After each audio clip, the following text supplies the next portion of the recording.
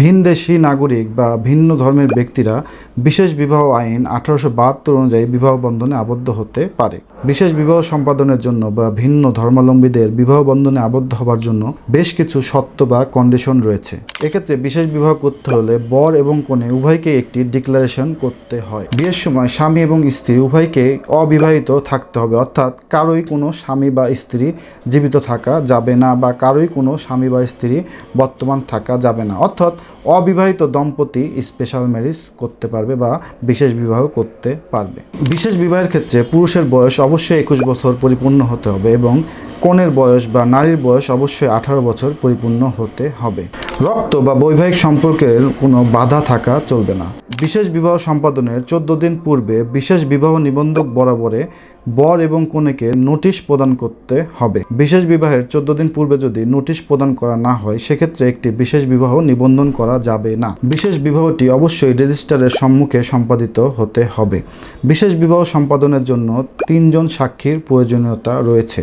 বিশেষ বিবাহ সম্পাদনের জন্য স্বামী এবং স্ত্রী উভয়কেই একটি ডিক্লারেশন করতে হবে এবং একটি এফিডেভিট সম্পাদন করতে হবে এবং এফিডেভিটটি অবশ্যই নোটারি পাবলিক দ্বারা রেজিস্ট্রি করতে হবে। বিশেষ বিবাহের ক্ষেত্রে যদি স্বামী বা স্ত্রী কোনো মিথ্যা তথ্য প্রদান করে সেক্ষেত্রে সেটি একটি ফৌজদারি অপরাধ হিসাবে বিবেচিত হবে এবং এর জন্য স্বামী বা স্ত্রীর নির্ধারিত শাস্তির বিধান রয়েছে। বিশেষ বিবাহের ক্ষেত্রে যে সকল সন্তান জন্মলাভ করে তারা সুনির্দিষ্ট কোনো ধর্মীয় পরিচয় পায় না।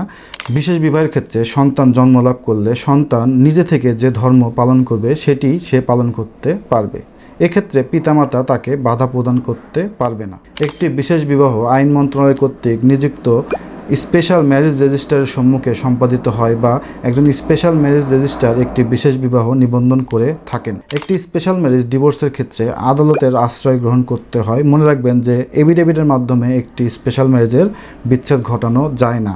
আদালতের রায়ের মাধ্যমে বা আদালতের আদেশের মাধ্যমেই একটি বিশেষ বিবাহের বিচ্ছেদ ঘটানো যায়। চলুন আমরা দেখি যে একটি বিশেষ বিবাহ সম্পাদনের জন্য কী কী ধরনের ডকুমেন্টের প্রয়োজন পড়ে। একটি স্পেশাল ম্যারেজ সম্পাদনের ক্ষেত্রে স্বামী বা স্ত্রী অর্থাৎ বর বা কনে উভয়ের জাতীয় পরিচয়পত্রের প্রয়োজনীয়তা রয়েছে। জাতীয় পরিচয়পত্র যদি না থাকে সেক্ষেত্রে অনলাইন জন্ম নিবন্ধনের প্রয়োজনীয়তা রয়েছে। এক্ষেত্রে মনে রাখবেন ছেলের বয়স অবশ্যই 21 বছর পরিপূর্ণ হতে হবে এবং মেয়ের বয়স অবশ্যই 18 বছর পরিপূর্ণ হতে হবে। এছাড়াও মনে রাখবেন বর এবং কনে উভয়ের 2 কপি করে পাসপোর্ট সাইজের ছবির প্রয়োজনীয়তা রয়েছে। এছাড়াও একটি বিশেষ বিবাহ সম্পাদনের জন্য 3 জন সাক্ষীর আবশ্যকতা রয়েছে। সাক্ষীগণকে অবশ্যই প্রাপ্তবয়স্ক হতে হবে।